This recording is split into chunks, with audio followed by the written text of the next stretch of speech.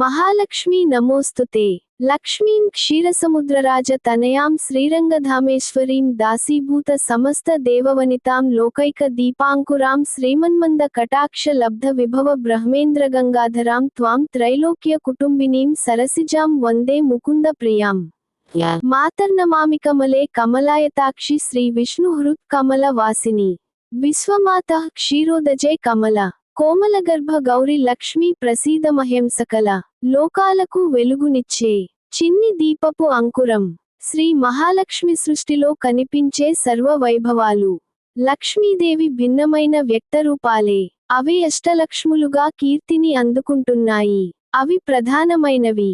వాటితో పాటు మానవాళి కోరుకోదగిన అన్నింటినీ లక్ష్మిగానే చెబుతారు.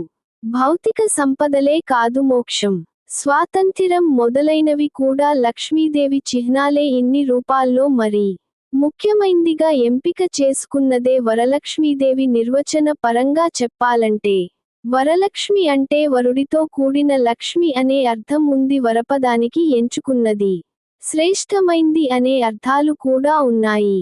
ఇతర సంపదల సంగతలా ఉంచి మనందరం కోరుకునే ఆనందమే అసలైన సంపద, అదే వరలక్ష్మి. ఆ వరలక్ష్మీదేవిని పొందే వ్రతాన్ని పార్వతీదేవి కోరికపై మహాశివుడు కుమారస్వామికి ఉపదేశించి ఆ షణ్ముఖుని ద్వారా భూలోకంలో ప్రచారం చేయించినట్టు స్కాందపురాణం తెలియజేస్తోంది. ఈ వ్రతాన్ని శ్రావణ పూర్ణిమకు ముందు వచ్చే శుక్రవారం చేయమని వరలక్ష్మీదేవి స్వయంగా ఆదేశించింది. అది శ్రేష్టం. ఆ రోజు ఏదో కారణం వల్ల వీలు కుదరని పక్షంలో శ్రావణ పూర్ణిమ రోజున లేదా తర్వాతి శుక్రవారం చేసుకోవచ్చు. అది కుదరలేదంటే ఈ మాసంలో ఏ శుక్రవారమైనా సరే చేసుకోవచ్చు. అమ్మవారి అనుగ్రహం లభిస్తుంది. అది సార్థకత. వ్రతం అంటే ప్రవర్తనలో పాటించే నియమం. వరలక్ష్మీ వ్రతాచరణ అంటే ఉత్తమ సంపదను పొందటానికి తగిన ప్రవర్తన అలవరచుకోవాలన్నమాట. ఆ వివరాలను సోదాహరణంగా తెలియజేస్తుంది వరలక్ష్మీ వ్రతం.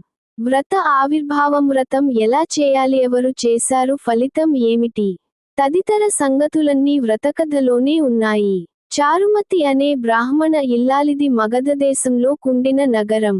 ఆవిడ అత్తమామలను ప్రేమతో చూసుకుంటూ హితంగా మితంగా మాట్లాడేది. ఇంటా బయటా కరుణాహృదయం చూపేది. ఉన్నదాంతో సంతృప్తి చెందుతూ సదా ఆనందంగా ఉండేది. ఒకరోజు ఆమెకు వరలక్ష్మీదేవి కలలో కనిపించి శ్రావణ పూర్ణిమకు ముందు వచ్చే శుక్రవారం తనని పూజించమని చెప్పింది. చారుమతి శుక్రవారం తనని పూజించమని చెప్పింది. చారుమతి ఆ సంగతి పెద్దలకి తెలియజేసి వారి అనుమతితో వ్రతం చేసుకుంది. ఆమెది మంచి మనసు కనుక ఏమీ కోరకుండానే దేవి కరుణించింది. వరలక్ష్మి ఇతరుల ప్రస్తావన తేకున్నా చారుమతి 4 వర్ణాల వారిని వ్రతానికి రమ్మంది. పూజ పూర్తయ్యేసరికి ఆ మహిళలే కాదు, వారి కుటుంబాలు సంతోషించాయి. అదే అసలైన ప్రయోజనం. వ్రతానికి సార్థకత.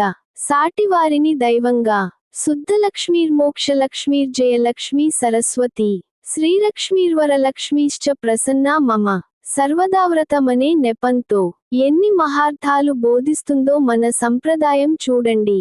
సాటి స్త్రీని ముత్తైదువగా వరలక్ష్మీదేవి స్వరూపంగా భావించి పూజించటం దైవం మానవ రూపంలో కొలువై ఉంటుందని చాటుతూ సాటివారిని దైవసమానులుగా చూడటం అలవాటు చేయడానికే వాయనం ఇచ్చేటప్పుడు నా వాయనం పుచ్చుకున్న ఎవరు అనే ప్రశ్న నేనే వరలక్ష్మీదేవిని అనే సమాధానం అందుకు సాక్ష్యం. చారుమతిలా సదాచార సంపన్నత ఉంటే వరలక్ష్మి అనుగ్రహం కలుగుతుందంటూ సత్ప్రవర్తన బోధిస్తుంది. ఇది వ్యక్తిగతం.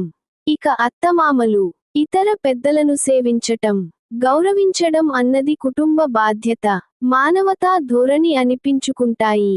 పూజాది కార్యక్రమాల్లో అన్ని వర్ణాల వారికి సమానార్హత ఉంటుందని ఆచరణపూర్వకంగా చెప్పడం, సామాజిక స్పృహ ఇలాంటి సద్గుణాలు అందరిలో ఉంటే ఉంటుందని ఆచరణపూర్వకంగా చెప్పడం, సామాజిక స్పృహ ఇలాంటి సద్గుణాలు అందరిలో ఉంటే స్వర్గం భూమికి దిగి రాదా? అటువంటి సమాజమే మన ఋషుల ఆదర్శం. వ్రతాలు నోములు మనని ఆ దిశగా నడిపిస్తాయి. శ్రావణమాసం వచ్చిందంటే పూజలు వేడుకలతో వాతావరణం మనోహరంగా ఉంటుంది. శ్రావణ మంగళ శుక్రవారాలు మరీ ప్రత్యేకం. ఈ మాసంలో పౌర్ణమికి ముందు వచ్చే శుక్రవారం వరలక్ష్మి వ్రతం ఆచరించి తరిస్తారు. ఇలాంటి వీడియోలు కోసం సబ్స్క్రైబ్ చేయండి. Like share subscribe.